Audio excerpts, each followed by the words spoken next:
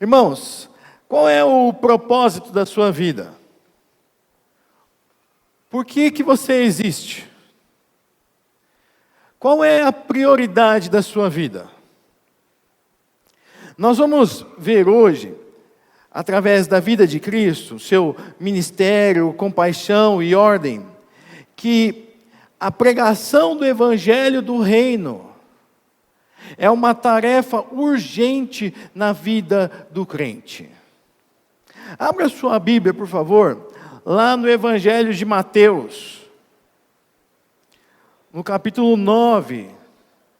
Nós vamos ler os versículos de 35 a 38.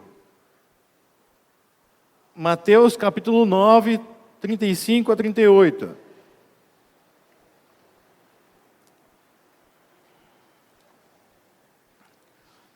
Evangelho de Mateus, capítulo 9, os versículos 35 a 38, diz assim a palavra do nosso Deus: E percorria Jesus todas as cidades e povoados, ensinando nas sinagogas, pregando o evangelho do reino, e curando toda sorte de doenças e enfermidades. Vendo ele as multidões, compadeceu-se delas, porque estavam aflitas e exaustas, como ovelhas que não têm pastor. E então se dirigiu a seus discípulos: A seara, na verdade, é grande, mas os trabalhadores são poucos. Rogai, pois, ao Senhor da seara, que mande trabalhadores para a sua seara. O evangelista Mateus, nos capítulos anteriores, ele registra diversos milagres e maravilhas de Jesus. Se você olhar aí no capítulo 8, um capítulo anterior, você vai ver a cura do leproso, a cura do criado do centurião, a cura da sogra de Pedro, Jesus acalmando a tempestade, a cura dos 2 endemoniados gadarenos. Chega no capítulo 9, Mateus registra a cura do paralítico em Cafarnaum, a cura da mulher que padecia de hemorragia, a ressurreição da filha de Jairo, a cura dos 2 cegos e a cura do endemoniado. E aí, nós chegamos no nosso texto. E aqui nós podemos observar o ministério de Jesus. Vejam o versículo 35.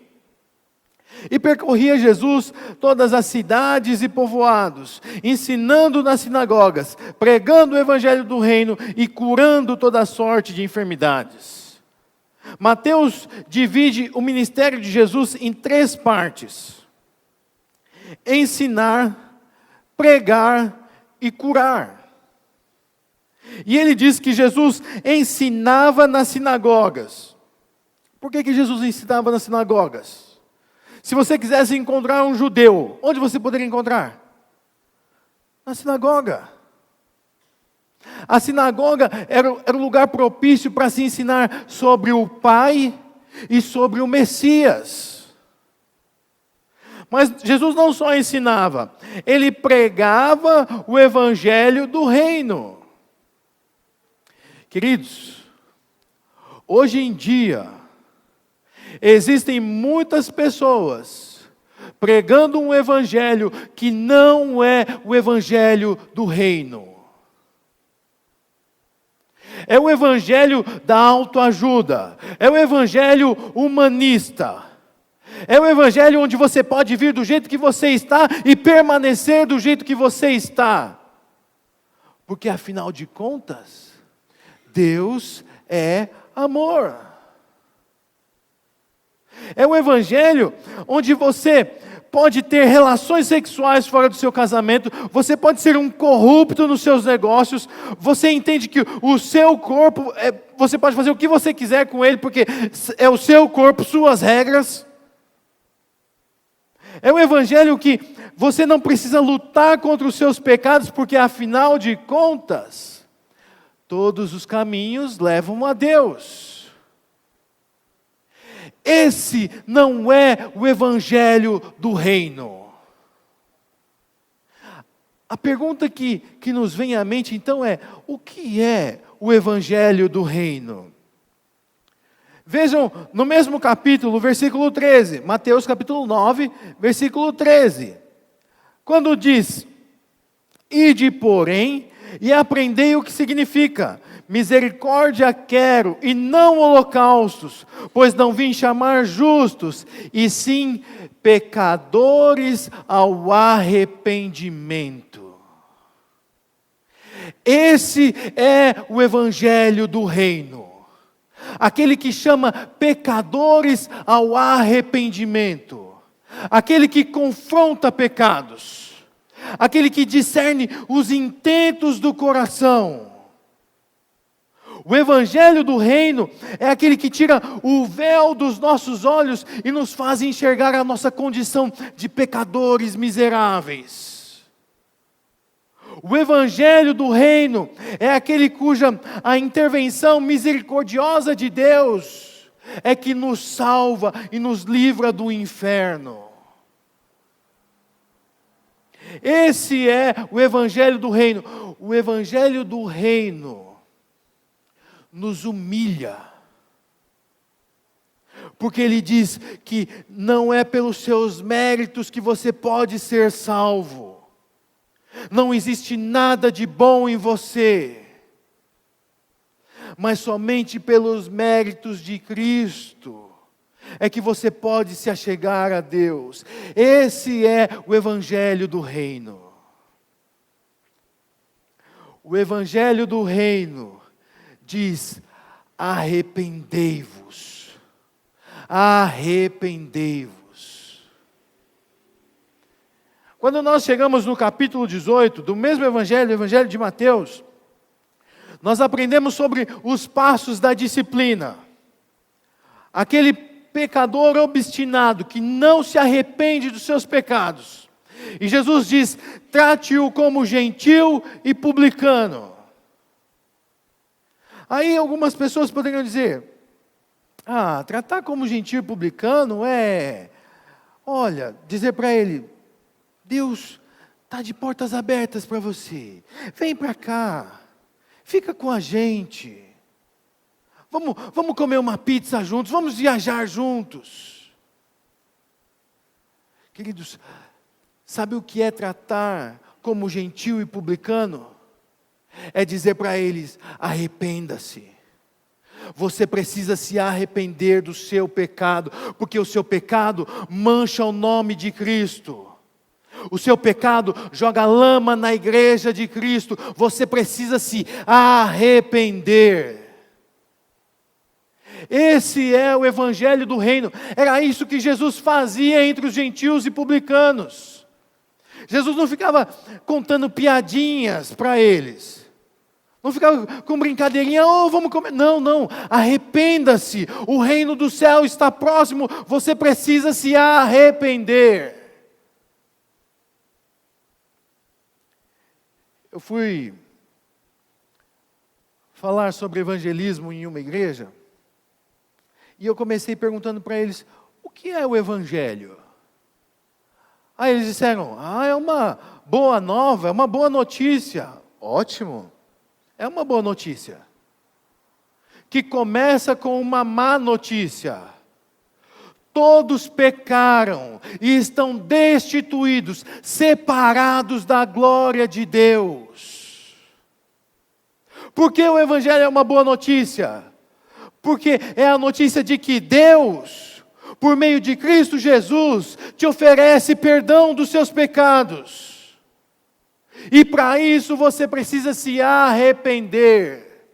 Você precisa entender que a sua condição sem Cristo é de inimizade contra Deus.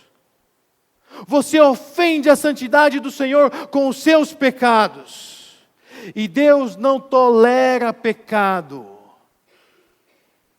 A gente gosta muito de falar que a cruz é a prova do amor de Deus. E de fato é. Mas a gente esquece de dizer que a cruz é a prova da justiça de Deus. Deus não deixou o pecado sem punição. Pelo contrário, Deus, no corpo de Cristo, amassa o Senhor Jesus por causa dos nossos pecados. E é por causa disso que nós precisamos nos arrepender. E Mateus continua registrando o ministério de Jesus, dizendo que ele curava toda sorte de doenças e enfermidades. Mateus faz questão de registrar isso para provar para uma audiência judaica, para o povo judeu, que o Messias esperado havia chegado. Os seus milagres, as suas maravilhas eram a prova cabal de que ele era o Messias. O Messias que eles tanto esperavam estava agora entre eles. E Mateus diz: vejam o que ele fez. Vejam as suas curas, os seus milagres, as suas maravilhas. Ele tem poder para acalmar a tempestade. Ele tem poder para ressuscitar os mortos. Ele é o Messias que nós tanto aguardávamos. E aí nós vemos em Mateus capítulo 8, versículo 17, quando diz: para que se cumprisse o que fora dito por intermédio do profeta Isaías. Ele mesmo tomou as nossas enfermidades e carregou as nossas doenças. Jesus Cristo é o cumprimento das profecias. O Messias estava entre eles. E eles precisavam enxergar isso. Mas aí nós chegamos no versículo 36. Nós vimos então o ministério de Jesus. Ensinava, pregava e curava. Agora nós vamos ver a compaixão de Jesus. Vejam o versículo 36. Vendo ele as multidões, compadeceu-se delas, porque estavam aflitas e exaustas, como ovelhas que não têm pastor. Queridos, o versículo nos diz que Jesus enxerga essas pessoas, Jesus vê essas pessoas, Ele enxerga a profundidade dos problemas dessas pessoas.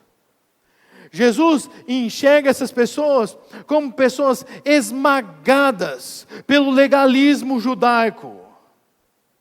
Jesus enxerga que essas pessoas estão sendo massacradas pelos impostos, altos impostos romanos. Jesus enxerga essas pessoas como pessoas que não têm esperança. E sabe como é que Mateus resume, define essas pessoas? São como ovelhas que não têm pastor. Não é à toa que quando nós chegamos no capítulo 11 de Mateus, Jesus diz: vinde a mim, todos vós que estáis cansados e sobrecarregados, e eu vos aliviarei. E Mateus nos diz mais. Ele nos diz que essas pessoas estavam aflitas, ou seja, estavam esfoladas, completamente desgastadas, fatigadas, enfraquecidas até a exaustão. A ideia da palavra aflitas era como que uma pessoa ou um animal cuja pele lhe fora arrancada. É assim que Mateus descreve essas pessoas. Elas são pessoas como pessoas cuja pele lhes foram arrancadas. Essa é a ideia da palavra aflitas. Pessoas despedaçadas, pessoas sem esperança. Mas ele continua. Elas não são só como pessoas sem pele. Elas são pessoas exaustas. A ideia da palavra exaustas é como que uma pessoa que foi esbofeteada, tomou um tapa na cara, foi completamente humilhada, como que uma pessoa lançada ao chão, ao solo. Esse é o estado dessas pessoas, pessoas cuja pele lhe foram arrancadas, que foram esbofeteadas na cara, foram humilhadas. E Jesus enxerga essas pessoas. E o texto diz que Ele se compadece delas. São como ovelhas que não têm pastor. Completamente exaustas, desprotegidas, descuidadas. São pessoas que não conhecem os pastos verdejantes e as águas tranquilas do bom pastor. Nós recebemos uma escola no nosso acampamento, e em um dos pequenos grupos, uma menina disse para a Bianca: qual é o problema de eu ter uma namorada? Qual é o problema de eu ser lésbica? São como ovelhas que não têm pastor, completamente perdidas, completamente desnorteadas. Mas Jesus se compadece dessas pessoas. Jesus olha para essas pessoas e considera a situação delas no seu coração. A dor do povo é a dor de Cristo. A ideia da palavra compaixão é de que Cristo sente um profundo pesar pela situação daquelas pessoas. No ano de 2005, eu tive o privilégio de fazer parte do Grupo M. Vocês sabem o que é o Grupo M? Já ouviram falar? O Grupo M é o Ministério da Palavra da Vida, é um coral que apresenta musicais evangelísticos no país todo. Então, de 2 em 2 dias, nós vamos para um lugar diferente. Então, 2 dias eu estou aqui no Ipiranga, segunda e terça eu estou lá no Rio de Janeiro, e a gente vai subindo, rodamos o país todo. E o fundador daquele grupo é um americano. Hoje ele tem 80 anos, na época ele tinha 65. O apelido dele é Magu. E o Magu sempre compartilhava com a gente, o tempo todo ele nos lembrava dessa história. Ele perdeu um filho dele, vítima de acidente com arma. O filho e um amigo foram para casa, encontraram uma arma, começaram a brincar, a arma disparou e matou o filho dele. Eu ouvia essa história repetidamente, e eu pensava, puxa, que triste deve ser perder um filho. Hoje, eu tenho uma filha, e só de pensar que um dia eu posso acordar e não mais ver o sorrisinho dela, só de pensar que um dia eu posso não mais poder abraçá-la, eu consigo entender um pouquinho da dor daquele homem. Eu consigo me compadecer um pouquinho do que ele sente. Mas a Bíblia diz que Jesus sente uma profunda compaixão. Jesus entende a dor daquelas pessoas. Ele considera a dor daquelas pessoas no seu próprio coração.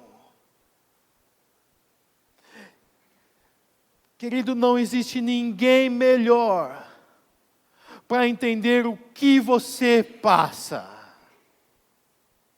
Não existe ninguém melhor para compreender o que tem no seu coração. Não existe ninguém melhor que compreenda a sua dor. E Jesus sente uma grande compaixão pelos perdidos, pelas ovelhas desgarradas. O Messias, o bom pastor, que é Jesus, o cumprimento das profecias, Ele se compadece de nós. E Ele se compadece dessas pessoas que estão aí fora, caminhando a passos largos para o inferno. E aí, nós conseguimos entender o tamanho da responsabilidade que nós temos quando Cristo compartilha conosco a sua missão e compaixão de anunciar o Evangelho a toda criatura. E aí nós chegamos nos versículos 37 e 38. Quando nós vemos a ordem de Jesus, nós vimos então o ministério de Jesus, a compaixão de Jesus, e agora nós vamos ver a ordem de Jesus. E então se dirigiu a seus discípulos: a seara, na verdade, é grande, mas os trabalhadores são poucos. Rogai, pois, ao Senhor da seara, que mande trabalhadores para a sua seara. Eu contei para vocês, recebemos uma escola que tem 1.000 alunos, ao nosso redor tem 20.000 alunos. Sabe quantos trabalhadores nós temos lá em tempo integral? 2. Agora 3, porque eu estou colocando a Johanna para trabalhar também. Não tem moleza não. Queridos, quando Jesus nos diz para rogarmos ao Senhor da seara que mande trabalhadores para a sua seara, sabe o que Ele está nos dizendo? Você deve rogar, você deve suplicar, você deve pedir por mais trabalhadores. Ao mesmo tempo, você tem que estar disposto para ser a resposta da sua oração. Ao mesmo tempo, você tem que estar disposto a dizer: Senhor, envia-me a mim. A minha vida é tua, faça o que o Senhor quiser. Nós precisamos de trabalhadores que vão, e nós precisamos de trabalhadores que enviem, em uma parceria que glorifica o nome do Senhor. Nós precisamos de pessoas que digam para esses perdidos: existe um pasto verdejante, existe um bom pastor, existe alguém que se compadece de nós, mas você precisa se arrepender dos seus pecados e entregar a sua vida ao Senhor Jesus. Eu conheci um rapaz que disse: eu não tenho dom para falar, eu não sei falar em público, eu não sei falar na frente das pessoas, eu sou tímido, não é isso para mim, mas eu quero ajudar, eu quero me envolver com missões. Ele se especializou e se tornou um construtor. Ele reuniu um grupo de investidores, construiu várias casas, vendeu essas casas, deu lucro para os investidores, e parte do lucro ele envia para missões. Porque ele entendeu o que significa rogar ao Senhor da seara por mais trabalhadores. Pessoas que vão e pessoas que enviam. Somente uma vida que um dia há de ser passado. Somente o que foi feito em Cristo será preservado. Qual é a prioridade da sua vida? Por que é que você existe? Qual é o propósito da sua vida? Charles Spurgeon tem uma frase que diz: todo cristão ou é um missionário, ou é um impostor. John Wesley dizia: Senhor, não nos deixe viver para sermos inúteis. A vida de Cristo, o seu ministério, a sua compaixão, a sua ordem, nos ensina que a pregação do Evangelho do Reino é uma tarefa urgente na vida do crente. Feche os seus olhos. Nós vamos falar com o Senhor.